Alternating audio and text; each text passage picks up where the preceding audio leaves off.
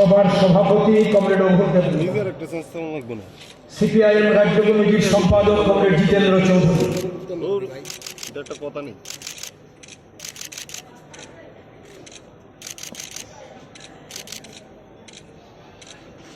CPI রাজ্য সম্পাদক comrade Yudhishthir Das, RSP রাজ্য সম্পাদক কমরেড দীপক দেব, ফরওয়ার্ড ব্লকের রাজ্য নেতা কমরেড জয়ন্ত দত্ত, পার্টির কেন্দ্রীয় কমিটির সদস্যবৃন্দ, রাজ্য সম্পাদক মণ্ডলীর সদস্যগণ একে একে ফুল দিয়ে শ্রদ্ধা জানাচ্ছেন।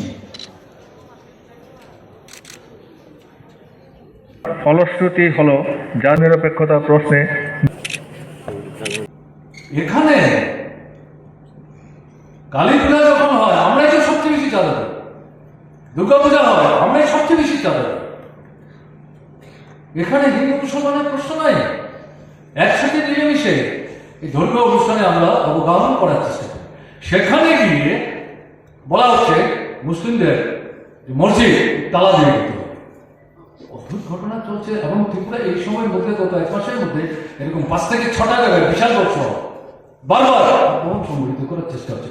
এটা কিসের লক্ষণ? এটা শক্তি না, দুর্বলতা।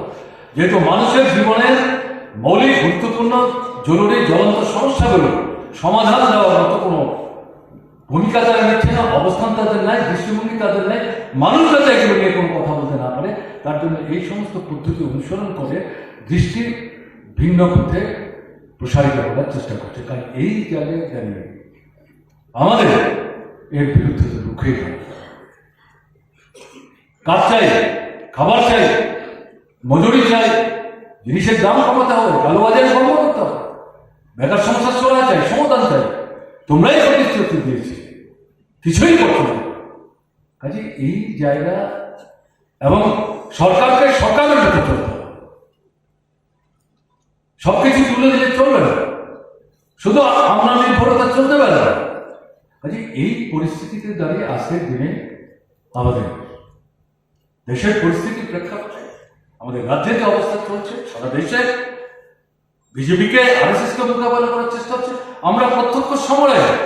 কাজে রাজ্য ছোট হতে পারে, সংখ্যা 40-42 লক্ষ হতে পারে, কিন্তু এই ত্রিপুরা ছোট জনসংখ্যা এই দেশের সামনে বাম গণতান্ত্রিক আন্দোলনের বিকল্প পথের অন্যতম দিশা হিসাবে ভূমিকা নেওয়ার চেষ্টা করেছে। ক্ষুদ্র পরিসরে হলো আজকেও সারা দেশে আরএসএস বিজেপির বিরুদ্ধে যে লড়াই শুরু করে গেছিলেন কমরেড সীতারাম, তার বর্তমানে সেই লড়াই এগিয়ে নিয়ে যাওয়ার ক্ষেত্রে আমাদের ত্রিপুরার যে গুরুত্বপূর্ণ ভূমিকা আমাদের নিতে হবে।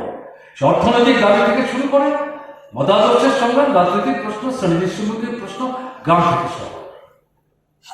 এবং শুধু তাত্ত্বিক জটিল কথা না, জাতীয় সমস্যা, এটা অর্থনৈতিক হোক বা অন্য বিষয় হোক, গ্রাম স্তরে গিয়ে সাধারণ মানুষের মধ্যে এই বিষয়কে তাদের এলাকায় তারা বুঝতে পারেন, তারা কিভাবে সমস্যাটা দেখছেন, তাদের উপলব্ধির মধ্যে এনে তাদের মতো করে স্লোগান তৈরি করে যা তারা গ্রহণ করবেন এবং গ্রহণ করার ক্ষেত্রে তাদের মধ্যে কোনো জড়তা থাকবে না, এরকম ভাষায় দাবি তৈরি করে তাদের সঙ্গে আলোচনা করে স্থানীয় পর্যায়ে যদি আন্দোলন আমরা তৈরি করতে না পারি, মানুষকে যদি নামাতে না পারি, হঠাৎ করে রাজ্য কেন্দ্রের 10,000 মানুষের সমাবেশ সম্ভব? এটা সম্ভব না।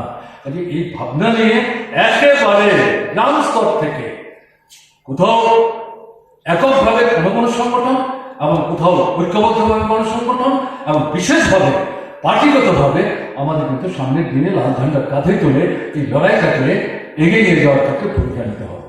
এটা যদি আমরা করতে পারি তাহলে কমরেড সীতারাম ইয়েচুরির প্রতি, তার স্মৃতির প্রতি প্রকৃত অর্থেই তাকে আমরা মনের প্রেরণা ভালোবাসি এবং সঙ্গে সঙ্গে তার স্মৃতির প্রতি যথার্থ শ্রদ্ধা প্রদর্শন করা সম্ভব।